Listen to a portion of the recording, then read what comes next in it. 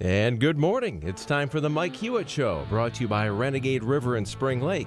And now your host, Mike Hewitt.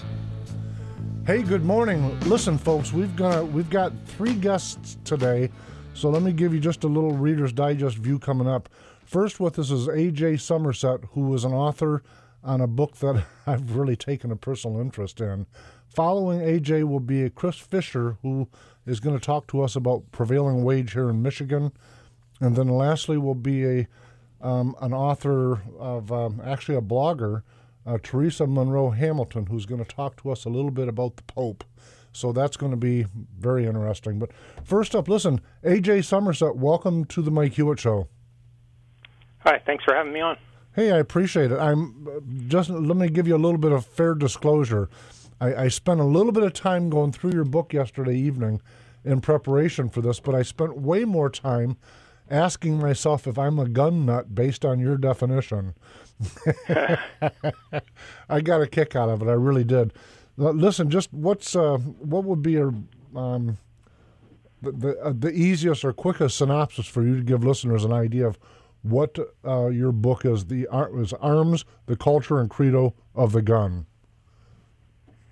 Well, I guess the easiest way to describe it is it's a book about how some people have come to elevate guns and gun ownership to a kind of quasi-religious status, where guns and owning a gun becomes a really central part of their identity.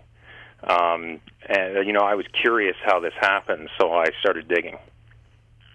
And I got to tell you, just as a full disclosure here, I own Renegade River, which is a gun shop, and so from my standpoint, though, and you can tell me if I'm aligned with what you've discovered research-wise. I can only share you a real personal view of this. I grew up in a gun family, if you will, but from my father. In his world, it wasn't. I don't think he perceived himself as a gun nut. He liked firearms, like you described that you do, but it was from a time before. His time was from a time before the uber push against guns had really taken roots back in the 50s and early 60s for his time. So when you're looking at it from his vantage point. He liked guns a lot, all of them, long guns, short guns, black powder, modern. But, it seems like we've invented gun nuts. People have become uber gun crazy, if you will, as a direct result and in direct proportion to the push against guns. Am I off base with that? No, I think that's probably fair. I mean, that's part of what has created the sort of gun nuttery I'm talking about, is that since the push against guns, people then who like guns naturally push back, and they tend to as well band together, and also tend to gravitate towards the most extreme positions. The whole debate becomes polarized, where 50 years ago or 60 years ago, people owned guns and they didn't really think of themselves as being different from anybody else because, if you were in Western Michigan, for example, probably just about everybody owned guns. So it wasn't something that made you different. It's when people start to criticize you or suggest that it's, a bad thing, that people then start to push back and define themselves as gun owners and think of themselves as gun people. And that sort of creates the beginnings, I suppose, of gun nuttery. One of the things I say in the book is that gun control has created the gun lobby. It really, really has. And I thoroughly agree with that. It's been a pushback, but listen, I think part of that goes to how culture wants to identify itself. And one of the examples is that, to me, when you look, we're not going to get rid of guns. So it doesn't matter whether you're an uber gun lover or just a person that likes to shoot once in a while. It's an 1,100-year-old plus technology. I could make a gun at home in my garage in about an hour and a half that would shoot.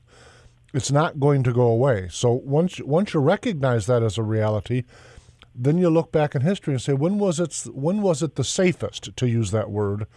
And I've got a picture that hangs at Renegade River. It's a picture of a person that's, I'm going to guess, maybe 5th grade, 6th grade, and he's standing in the classroom and he's holding a rifle. And you see a bunch of students, men or young girls and boys, standing behind him. They're oohing and eyeing. It's gun safety class in elementary school. And to me, that's so common sense in elementary, and the lack of it makes it a taboo or a sensation type of item. And it shouldn't be. It should be something that, in my view at least, that we cause people to at least be familiar and not afraid of, because, set your fear aside and have some respect is how I see it.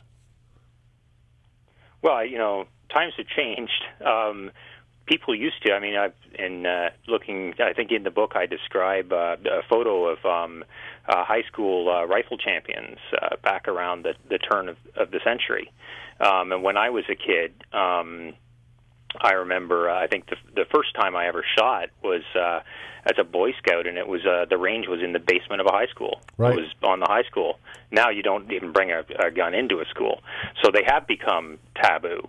But I think that's also partially because, times have changed, and it's just that, the phenomena of school shootings and mass shootings and so on, the incidents like recently happened in Charleston or Chattanooga have certainly changed people's willingness to have guns around in everyday life, just as other people are perfectly happy to have guns around in everyday life. So, AJ, I'm not to stop you, but it makes me respond the other way.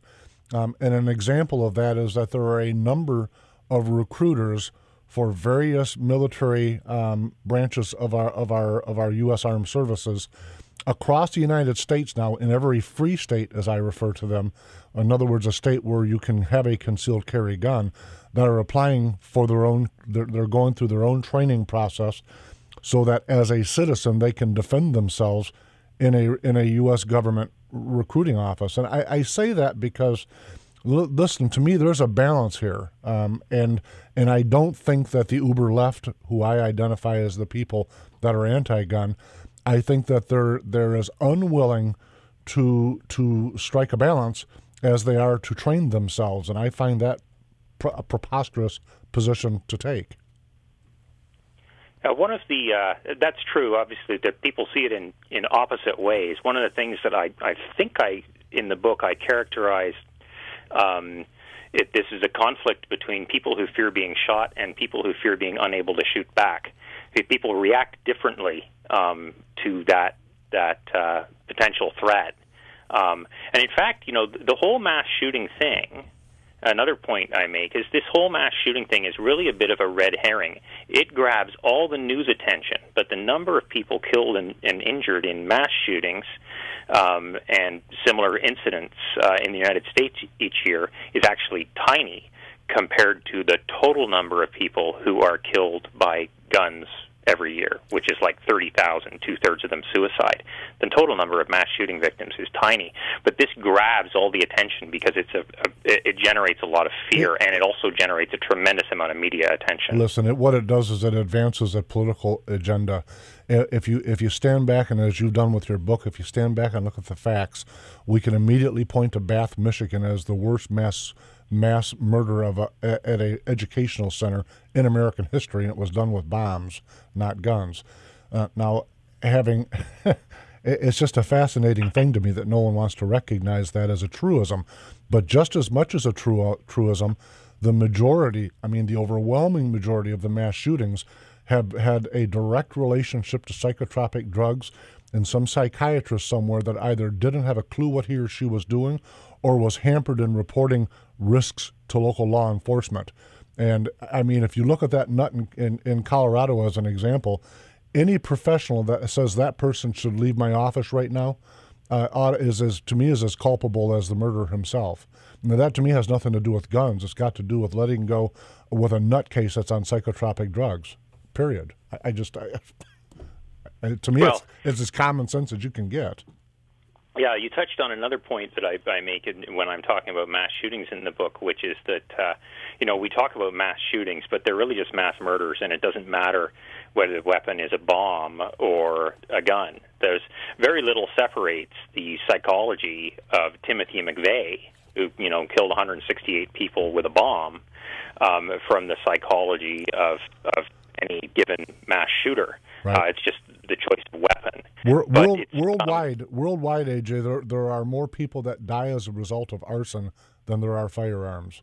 But don't say that, because it does not fall in line with the uber left media's political agenda.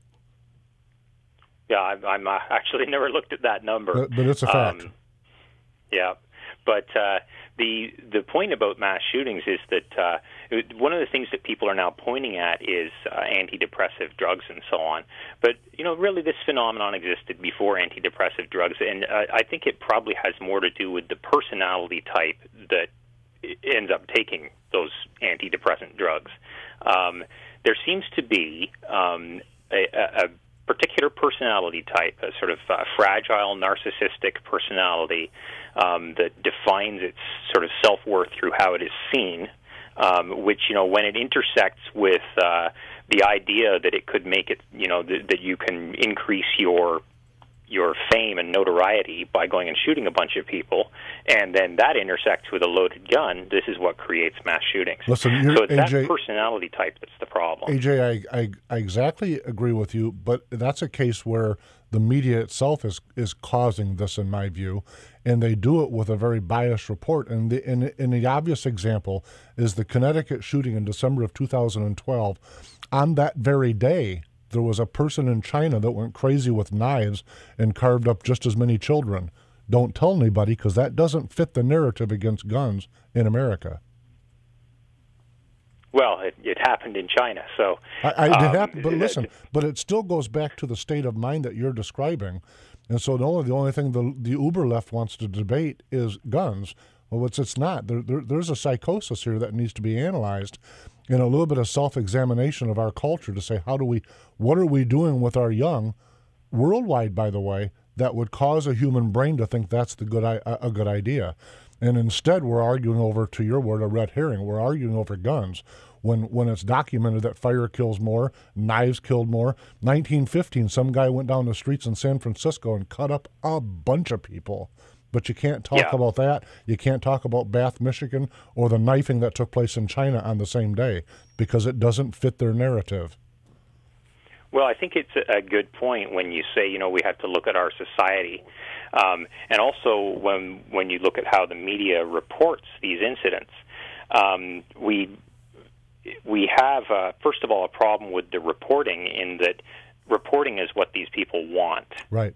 They want to become notorious. So we have the combination of a society in which notoriety is desirable, and also the way that these incidents are reported. But, the fact remains as well that, not to say that guns cause all this kind of thing, but the guns are something that we can control the ability of these people to get guns. When you talk about the guy in Colorado, we could have stopped him if the psychiatrist had been obliged to take some kind of action. Right? We can stop people through a background check system and so on. We could have stopped the guy in Charleston. Okay, let me say a couple things on those 2 points. They're both valid points, by the way. The problem with this is that the guy down in Charleston, as I understand it, the store involved ignored the 3-day Brady law and just went ahead and delivered a gun that had been delayed. So the law that's in place probably is more than effective, but you have to follow it. That would be part one. But everyone knew this person had a problem, and it still goes back to a diagnosable psychosis. And instead, we're arguing over guns again. Well, it's certainly true that no system is going to be perfect, because not everybody is going to follow the rules. So, for example, Columbine massacre, the Dylan Klebold, I guess, he got the gun there through a straw buy. So, as long as people are willing to break the rules, you're not going to be perfect. But if you can be 80% effective, then that certainly saves lives. So, having a more effective background check system, that would probably help to reduce the number of these incidents, I think. I guess I'm a little bit perplexed. I do, and I'm not trying to debate you, so please don't misunderstand. But I am the instigator of a lot of background checks. I own Renegade River. It is a gun shop. I do this a lot. And by the way, I've got 4 daughters and 9 grandbabies in the community. If I think you're a nut, I don't care what Nick says. You're not getting a gun from me. I make an average of $35 on a firearm. I'm not going to have somebody die over $35. And frankly, that's part of the difference between an independent store and a big, gigantic box store where someone just transferred in from the boat department and doesn't know a gun from a shovel. I'm very active in the community, and I tell you that because I think that's part of the thing that we're ignoring nowadays is the investment of local community businesses as part of the ingredient cure. Yeah, I think that's a good point. I mean, we have a tendency, I say we as a society, there's a tendency to demonize gun owners and demonize people who are in the business of selling guns or training people or whatever who have, gun-related businesses. Sure. And we forget that these people are human beings and members of the community that they care about. And the majority of them, of course, are very responsible and concerned about public safety. So that there's some research showing, I can't cite it off the top of my head, but there's some research showing that most of the crime guns being smuggled into Canada, for example, originate from one little corridor down the interstate from Detroit going south there. Right. So, I mean, it's a small subset that causes a large problem. It absolutely is. Listen, do me a favor. We're out of time, but tell folks how they can get a hold of your book. Folks, if you're, regardless of your position, if you have a view on firearms, all jokes aside, this is a very, very good book. And by the way, as a writer, I love your writing style. Oh, thanks. How do folks get it? It's out in the United States. It'll be out in September. So at that point, you can get it at any bookstore, any large bookstore, certainly, or you'd be able to get it through Amazon. Very, very nice. Thank you very, very much, sir. Right. Thanks for having me on. Renegade River in Spring Lake wants to buy your used handguns and hunting guns. Renegade River, your hunting, camping, and survival store. Stop in and check out their new and used firearms, sporting goods, Army and Navy supplies, and survival gear. Downtown Spring Lake, next to the police station. Welcome back to the Mike Hewitt Show. Listen, on the line with us today is Chris Fisher, who is the president of the Associated Builders and Contractors of Michigan and also the vice president of Protecting Michigan Taxpayers, which is a statewide effort to repeal Michigan's prevailing wage law. Chris, welcome to the Mike Hewitt Show. Hi, Mike. Great to be with you. Thanks for having me on today. Listen, I appreciate you. Are you in Lansing?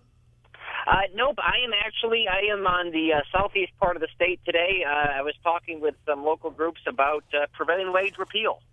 Very, very. Listen, take a moment, if you would, before we really get into this, Chris, for listeners. Help folks understand what is prevailing wage? Why am I for it or against it? Well, we think that the more people learn about prevailing wage, the more they dislike it. Essentially, it is union-backed price fixing in the construction industry. Michigan has a law in place that allows union agreements to supersede all other wage, benefit, and work classifications on government contracts. And the result of that is, in Michigan, taxpayer-funded construction costs more money than virtually any other type of construction. So you have identical work being done in the private sector versus the government sector, being done by the same building, built by the same workers, the same building code, to the same specifications. And guess what? The government building is going to cost more than the private sector building because of Michigan's prevailing wage law, which allows, which states that union agreements exclusively we get to dictate all wage benefit classifications on a job site. And the people that decide what those union agreements say are, of course, the unionized sector and nobody else. I learned during the Prop 1 debate that if a section of road were built by the state of Michigan versus local government, it would cost 30% more. Is that at least part in fault of prevailing wage? Yep, it is definitely a combination of multiple layers of prevailing wage, both federal prevailing wage and Michigan prevailing wage. At the end of the day, we have it on the government prevailing wage on both the state and the federal level, depending on what that funding source is. In Michigan, though, prevailing wage does add a significant amount to the price of construction. And what we have found through independent studies, and these are studies not just through groups like the Mackinac Center, which I think does a fine job, but even conservative bastions like Berkeley and Columbia University have found, believe it or not, that when you increase the cost of something, guess what happens? The price goes up. And that's the case with prevailing wage. And where you really see it hitting folks hard and property taxpayers hard is in the educational sector, where, as you know, Mike, schools are financed by our property tax dollars. And in speaking of all those studies, the nonpartisan Michigan-based Anderson Economic Group found that prevailing wage is costing our schools and universities $224 million a year because of this price fixing. And it's time for repeal. We got an effort underway in Michigan to repeal prevailing wage, and we think that this year is the year to do it. So that way the government sector is able to reflect the best practices seen throughout the broader construction industry, where prevailing wage does not exist. Yeah, to me, it's a matter of where as a culture what we value, and what I mean when I say that is if you look at any of these big sprawling complex high schools nowadays with price tags up in the $60 million range, which is about a third of that as a direct result of prevailing wage, and then we have teachers that can't afford pencils. And I scratch my head and I go, what? What are we thinking? It's such an upside down approach to basic economics. It is an upside down approach, and it's frustrating, and people should be appalled. As I said, I think the more folks learn about prevailing wage, the more they dislike it. When you are having to overcharge the price of a school to the tune of $224 million cumulatively throughout the state of Michigan every year, that's significant. And in fact, when we did this, with my association, Associated Builders and Contractors, we represent the statewide construction industry in the governmental, the commercial, and the industrial sectors. We see this all the time. And when we did a 10-year look back, we found out that Michigan could have built 317 brand new average-size elementary schools at no additional cost to taxpayers with the money that was squandered due to prevailing wage waste. And, of course, that money could also have been spent on any number of things, including taxpayers holding on some additional hard-earned money that they've worked so hard to earn throughout the year. We did a show on prevailing wage back during the Prop 1 lead-up, and so I drilled down into prevailing wage a little bit more than I would have normally and learned some fascinating things. And one of them was the original concept of prevailing wage came from the Reconstruction following the Civil War down south. And the idea was to help during Reconstruction. And, of course, it was a federal program that has since been glommed onto and turned into something absolutely perverted from what it initially was, which was a short-term patch to help rebuild the South. Well, I'll even go further than that. It was a stupid idea when the federal government did it, but Michigan really doubled down on stupid with its prevailing wage law, unfortunately, because what we now see is Michigan's one of only 6 states in the country, just 6 states, and the federal government doesn't even do this, where those prevailing wage requirements exclusively mirror what is found in union agreements, where, in other words, it is state law that union agreements supersede all other best practices in the broader that are in place throughout the broader construction industry. Other states either have no prevailing wage, or they've at least attempted to come up with a wage scale that's based on accurate market conditions, but not Michigan. And it's resulted in a taxpayer ripoff. Michigan, we should be encouraging best practices, not making them illegal. I'm not a campaign finance reform fan whatsoever, but it would be fascinating to go back when those laws were put on the books to look and see what legislators were getting contributions from where. Because it's clearly this when something so defies common sense, you know that there's some money exchanging hands, and people are closing their eyes to what they know is right, putting the money in their pocket. Well, I would guess that the back then, including as well as today, the supporters are those who have who have manipulated state law and have state law protecting them, giving them an exclusive right to dictate what these to dictate these classifications, and don't allow anybody else to see it at the bargaining table. Listen, it's a sweetheart deal for union bosses, but it's just a job killer, and it's wasting a lot of taxpayer dollars for the rest of us. I've got in my hand a fairly good-sized stack of petitions that I've been encouraged to go get signed. I've also got a letter from you from the Protecting Michigan Taxpayers. Tell me about, if you would, there's a signature drive going on. What does this mean, Chris? How does it work? That's right. So Michigan, our Constitution gives citizens the right to petition their government, and to petition their government to request a vote on any issue that you can think of. In this case, that's what we are doing with prevailing wage, where we are circulating petitions throughout the state of Michigan during the course of the summer months here. Our goal is to collect 252,000 petition signatures, which is the threshold required under state law. And if we can collect all those petitions signatures and turn them into the state of Michigan, the legislature then has 40 days to give us an up or down vote on prevailing wage repeal.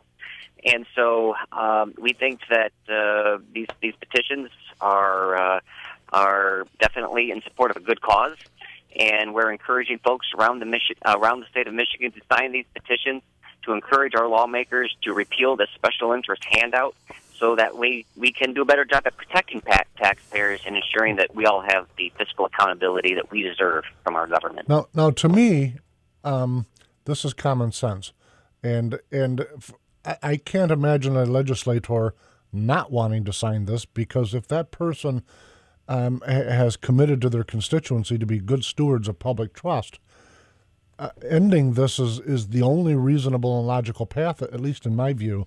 And I say that as a lead up to the question of what do you think the percentages are right now? Where do legislators in Lansing stand, and then more specifically, where is Governor Snyder on this issue? Well, I should first of all specify that by doing the petition drive, it takes the governor, whoever the governor happens, it takes the governor out of the equation. The legislature votes on it, and because it was a people-initiated petition process led by the people, it just requires their elected representatives in the House and Senate to approve it, and it becomes law irrespective of what the governor thinks. The governor, I'm not sure what the governor thinks on this. Maybe you could tell me. He's indicated that he has some issues, some problems with it, but he hasn't given a definitive answer. There's no reason why this issue can't be pursued concurrently through the traditional legislative process. But in the meantime, if it's not, we're pursuing this through the petition effort, because that way we can be guaranteed that one way or the other, we're going to have the fiscal accountability we deserve this year by having 2015 be the year that prevailing wage is repealed once and for all. You probably know, Chris, but I chair the 2nd District Republican Committee, and as a result of that, I was in Lansing on Saturday gone by, and there was a vote taken of the state committee members to support this drive. And I say that then as a lead up to, I don't know the answer to this, but is our Republican leadership in the House and in the Senate on board with ending prevailing wage? Yes, we've met with lawmakers in the House and the Senate. The Michigan Senate Majority Leader Arlen Meekoff was in fact a sponsor of the efforts to repeal prevailing wage. The Speaker of the House, Kevin Cotter, is likewise made it a House caucus priority in the Republican caucus of the House to repeal prevailing wage. We believe the votes are there, and we wouldn't be doing this if we didn't believe the votes were there. And without a doubt, we do have that support, and it's encouraging to see that from our elected officials on this issue. That almost tells me then that we surmise that Governor Snyder wouldn't sign it, and I say that because to go through the process and expense of doing a signature drive, if the House and the Senate are already on board, The only other reason to do the signature drive is if the governor is not going to sign it. Is that the case, you think? Yeah, we've heard that the governor's just simply not interested in pursuing this. Okay. We can't find out really why. We still keep the door open that the governor could still sign the bill through the traditional process, but without having that certainty, we think that we do have other options, and that the Constitution gives us the people of this state an option to petition their government. So that's what we're in the midst of right now. Very, very nice. I will be participating in that signature drive. I've personally been campaigning against prevailing wage for a number of years, and can't wait for the moment I can wave goodbye to that outrageous practice. It'd be great to have Michigan be aligned with the rest of the country. That's for sure. Absolutely. I genuinely can't understand how a reasonable mind that doesn't have a personal stake in it could look at this and think it's a good practice. Listen, tell me this: how do people get a hold of you? How do they reach out to what you're working on? Yep, the best way to get a hold of us is visit us online at www.timeforrepeal.com. That's timeforrepeal.com. And there you can find out a lot of information about prevailing wage. You can even click on a link where you can have petitions sent to you. We'll get them out to you. And if you want to see how prevailing wage really affects you in your local communities, we have a list of every single school district in the state of Michigan that you can bring up on a screen. You can click on that school district, and it'll just show you how much money prevailing wage has cost local taxpayers within each and every individual school district in our state. Very, very nice. Chris Fisher, thanks for what you're doing and for joining us this morning. Hey, we appreciate it. Thanks for the time, Mike, and thanks for all you do. Great. Thank you, sir. Folks, we'll be right back. Be a survivor, not a statistic. Renegade River in Spring Lake has new and used handguns, hunting guns, sporting goods, and survival gear. Protect your rights and your freedom. Ask about their CPL classes. Renegade River, next to the police station at downtown Spring Lake. Welcome back to the Mike Hewitt Show. On the line with us this morning still, is Teresa Monroe Hamilton, who is a writer with NoisyRoom.net. Is that right, Teresa? That's right. Good. Welcome to the Mike Hewitt Show. Well, thank you for having me on. Listen, Teresa, I recently read an article that you, I believe, authored regarding Pope Francis. That's you, right? That is me. It sounds like you're not as convinced with his economics as some people are. No, I'm not. What are you seeing when you're watching or when you're hearing the Pope? Well, when I hear the Pope, I hear the echoes of liberation theology, which was basically founded in the 1950s. It's what I term Christianized Marxism. And it's wrapped up in social and economic justice and the redistribution of wealth. The Pope seems to me to be very anti-capitalist overall. Listen, I've got some very good friends who, two things. First off, lean left, and are also Catholic, and a couple others that are not Catholic that are Christian left-leaning folks. And they're very good people. We just disagree on almost every issue. But that aside, their view of this is that, in fact, it's. I mean, this is not my words, folks. I'm parroting, but they say Jesus was a socialist, and they passionately believe that. By the way, so what do you say? Oh, I strongly disagree with that. I do not think Jesus was a socialist. I think that he believed in ultimate self-responsibility, which is not a socialist tenet at all. That people have to take responsibility for the way they behave and for the way that they conduct their lives. So that's about as far from being socialist as I can possibly think. I have a friend that is a Catholic priest, and him and I often have very friendly debates over the Pope. I'm not in favor of this Pope whatsoever. I salute him for his mission with advancing Jesus, if that's what his mission is. Right. And frankly, for me, that gets a little bit clouded, and I don't want anyone angry with me. But when I listen to what he says, I have a tough time keeping myself on path that that's what he's doing. because I disagree with so much. But the Catholic priest that's a friend of mine tells me that what we're actually seeing is not a pope advancing Marxism, but rather a pope that comes from the South American environment, that's had a lifetime of being inundated with a particular message that is hard for him to shake, and then secondly, a guy that's trying to tell both sides.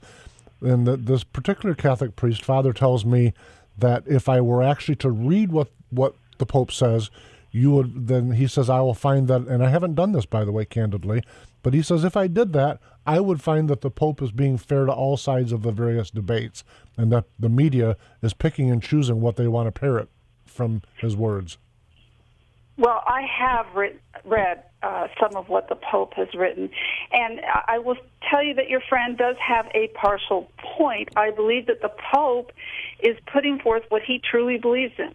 Right. He really believes in this, that this is Christianity and his viewpoint. But I view him as coming from basically a socialist Marxist environment. That's what he grew up in.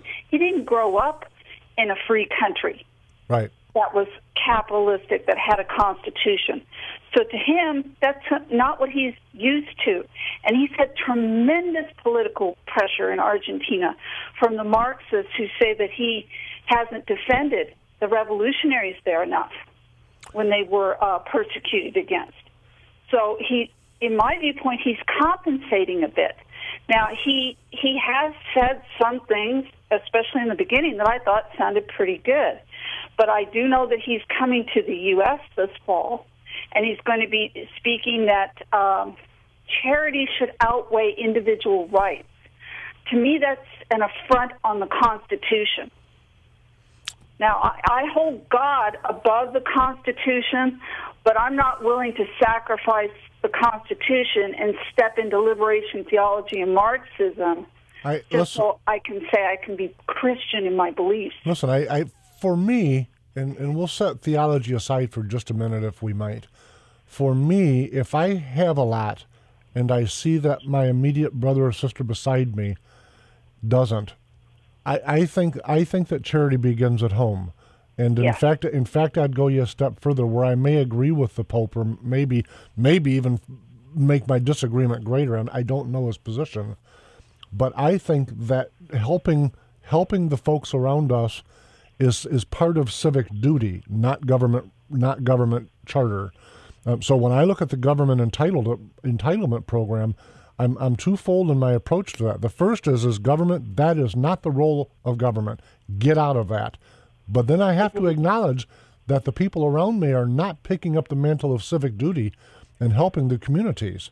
And in fact, about any organization you can think of right now, from political to Boy Scouts, are being challenged with even getting people to be involved, because we've become such a fractured and individualized society so there's still people that needs to be helped. And if we say we're not going to, then we have to understand that government is going to. So it's a slippery slope. Well, I do agree with that, but a lot of these organizations like the Boy Scouts and the Girl Scouts, one of the reasons they're having trouble getting donations and funding is because they've gone Marxist themselves. They are doing things that they weren't set up to do, which I won't even get to on this conversation, but people aren't going to support things that go against their Christian beliefs or go against their conservative beliefs. And I agree that people are not giving the way they should, but you can't mandate charity. No, I agree. I absolutely agree, Teresa. Yeah. But in terms of Boy Scouts and a deviation from Christianity or the embracing of political correctness, part of that goes to liability. Most of the organizations are afraid of liability, but a greater portion of this dialogue has to be the chicken and the egg thing, because I think people in general as a culture have pulled away, and it doesn't matter whether we're talking about the Catholic Church or Protestant churches or Masons or Boy Scouts or Girl Scouts. All of the organizations in America, whether they're religious based or not, including the Democratic and the Republican parties, are having a tough time got a lot of people with a bunch of opinions, but getting people to actually get up and do something is challenging, and I don't care what the organizations is. So some of the organizations maybe have felt themselves in free fall from membership and have made what I believe to be wrong choices trying to reach out to more people. But I think that's a separate debate. Like I say, I don't know if it's the chicken or the egg thing, but we've become a very departmentalized, very individual. In fact, I've often joked on this show, you go to a local restaurant, you'll look over and see a mother, a father, and 2 kids. All 4 of them are on some kind of smartphone device talking to somebody somewhere else. And that's, our culture's changed a lot, and it's gone to the detriment of civic duty in helping the people around us. I'm hoping that's what the Pope is getting at. I'm not trying to defend him or attack him, but I hope that's what he's getting at. Well, that's part of it, the moral decline of society as a whole. But you got to understand that it's a vicious circle. That when you bring in Marxist tenets into groups and you bombard the people of a country and you try to force them into socialism and Marxism, they start to pull away and to isolate themselves, to protect their own families instead of giving more because they're afraid. Americans are more generous than any other people on the face of the planet, and they give and they give and they give. But they're also being persecuted and punished for that to a large extent these days. You mean worldwide or internally? Both. It's kind of one of those things where if you're having some trouble in your own economic world, and a relative says, "I will help you. Here's $1,000, but I want to control everything you do because now I've got a dog in the hunt." And right. Most folks go, "Jeepers, I really needed the $1,000, but I really don't want you to control everything I do." So there's a resentment that begins to build. Right, and that's why a lender or a loaner never should be. Right. I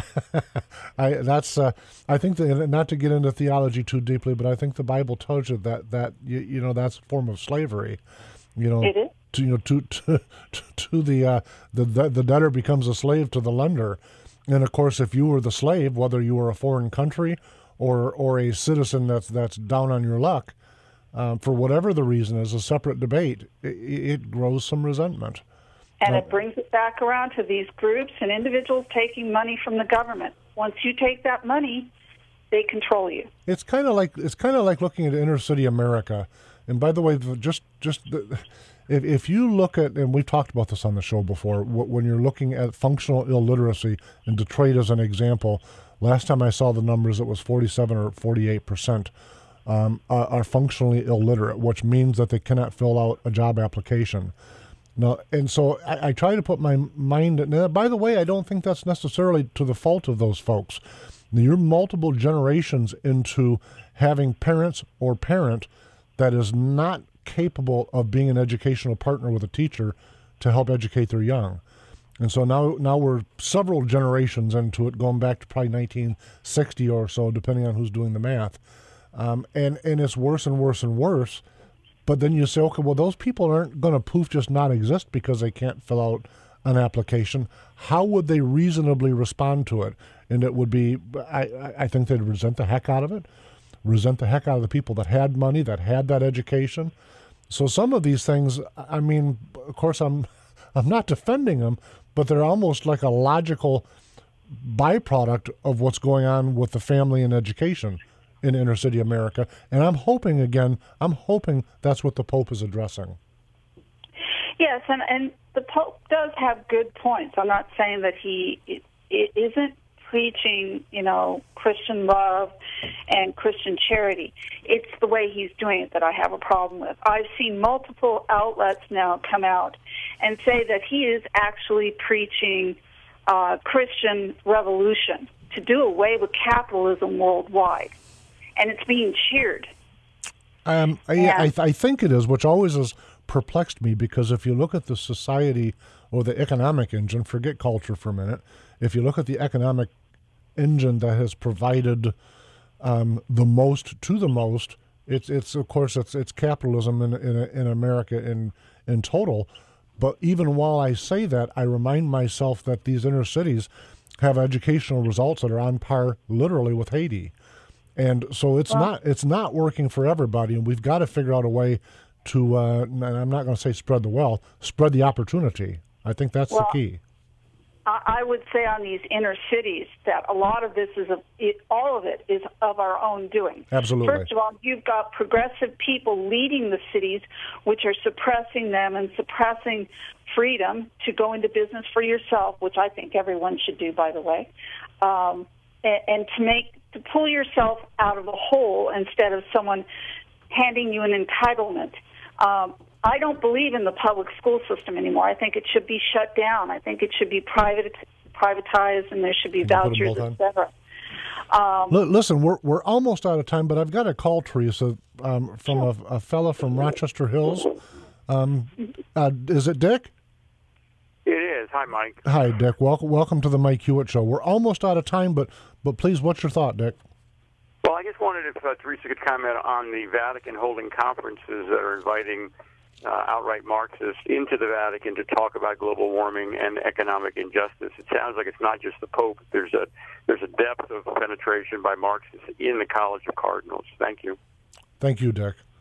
That's true, and you have the Pope and a gentleman named John Sachs, who also has connections to Obama, and they're all using the same language for this global warming initiative, climate change initiative, which I view as a Ponzi scheme for global taxation, control of the people. It redistributes wealth to the elite, and they set up their own stock market with carbon credits and the whole shebang. It's very dirty. It's very corrupt. The Pope also has strong connections to the UN, and you have Shimon Peres coming in suggesting that he head up a worldwide religion, and that just creeps me out. Yeah, you and I agree, and by the way, I also agree with our caller, Dick. One of the things that when we reflect back as American culture, at least, and look and say, what was great leadership? Ronald Reagan was great leadership. Winston Churchill was great leadership. But what those fellows had was not some magic carpet ride. They surrounded themselves with great people. Do me a favor, Teresa. I'm hearing music, so tell how can folks get a hold of your writing? You can go to noisyroom.net/blog. That's NOISYROOM.net/blog, or you can find me over at trevorloudon.com. I am the editor over at Trevor Loudon's site. You'll also find me at Right Wing News, and you'll find me at Patriot Update. You'll find me all over the web. Listen, Trevor Loudon has been a guest on here. What a great patriot, and not even from America. He's a great freedom patriot. Folks, you can also find the Mike Hewitt Show on Facebook and Talk Mike Hewitt on Twitter. And we're going to be back sitting right here at 9 a.m. next Wednesday. In the meantime, we'll see you on the Internet. Thanks very much for joining us. Have a great week. Renegade River in Spring Lake wants to buy your used handguns and hunting guns. Renegade River, your hunting, camping, and survival store. Stop in and check out their new and used firearms, sporting goods, Army and Navy supplies, and survival gear. Downtown Spring Lake, next to the police station.